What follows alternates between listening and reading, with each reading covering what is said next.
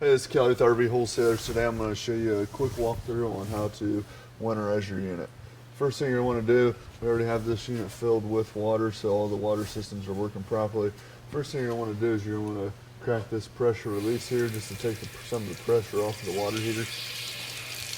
That way when you pull that plug out, it doesn't spray all over and soak you. So you're going to want to release the pressure there, and you're going to take this fitting right here, push that back down so it doesn't pour out when you do it. And you're just going to pull the drain plug out here, which this one has an anode rod. Just loosen that up here. Pull that out.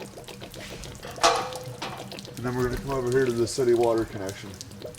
So over here on this side, this is your city water connection where you're going to have your water hose hooked up or to shut the water off here. So you're just going to take this off.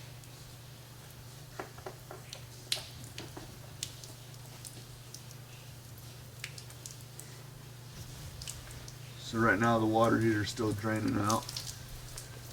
Get that off. Just want to hook this up here. What this does is reduce the air pressure that we're going to put through the lines so you don't burst the lines. So you're just going to thread this on right onto the city water connection. Just like you do your water hose there. You only want to put about 30 pounds of pressure through there. Okay? Now, you're going to hook the air up. You can do this with a small air compressor, whatever you have available to you. And then when I put this on here and I open this valve, it's going to shoot the water out of the water heater. So if we go.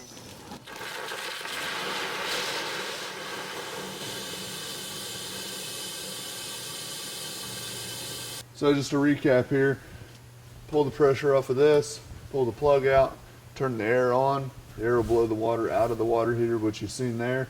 And then what we'll want to do is we'll want to take our anode rod here and thread it back in, and I'll show you how to do the rest. The next thing we're going to want to do, we just tighten the anode rod on the water heater. We're going to come inside and we're just going to open both the kitchen taps, okay?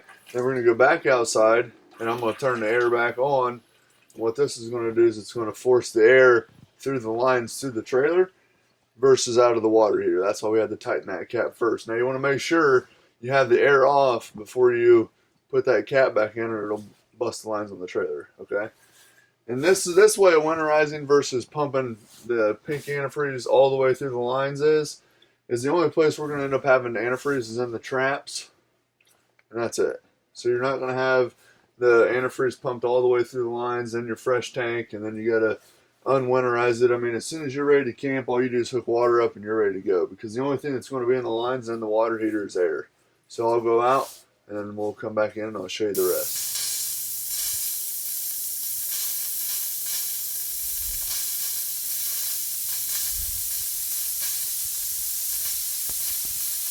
Okay, so we're going to just fluctuate these back and forth just to make sure that there's no air in the hot and cold water lines going to the sink. And we'll leave that on, then we'll go in here into the bathroom. And we'll do the same thing. We just want to make sure all the water is out of all the lines. So, like you can see, that one still had some water in it.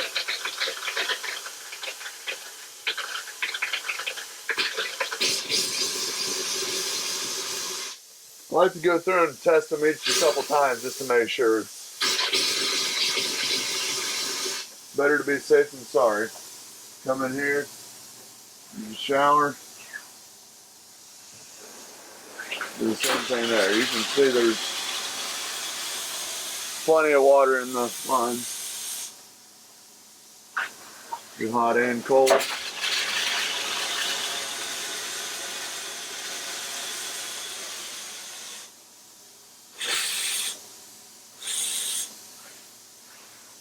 Again, make sure you test them all twice, the hot and the cold. Now the toilet can be a little tricky, so you just want to kind of hold it down just a little bit. That way it doesn't soak you.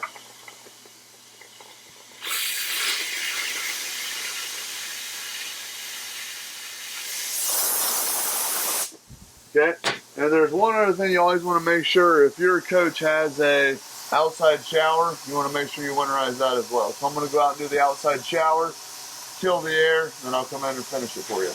Okay, so just to recap here, We drained the water heater, blew the water heater out, put the plug back in the water heater, came inside, blew all the lines out on the inside, and then blew out the outside shower. And the last thing we're going to do is we're going to pour a little bit of just regular RV antifreeze down all the traps. Because really that's the only place there's any water left. So we'll just make sure, pour a little antifreeze down all the traps. Make sure you do your sinks and your shower. We'll pour a little bit here in the bathroom. Because really that's the only place left that we have any water is in the traps. That's the only place that can freeze. Make sure you get your shower. I've had people forget to shower. Don't do that. And the last place is just in the toilet. Now you'll want to make sure that when you do it in the toilet, you don't flush it down. You see that black seal right there? You just want to make sure that seal stays nice and pliable. So you'll just pour a little bit in there up to the rim, and you're good to go. Now that's a quick way to winterize, and it makes it even quicker when you're going to start using the camper the next season because you're not flushing out, doing the whole running the water through for 30-40 minutes to get all the antifreeze out. Also, it's going to save you a ton of money in antifreeze because you're going to use less than a gallon, so it saves you quite a bit of money as well. Give us a call if you have any questions, 877-877-4494. Thanks a lot.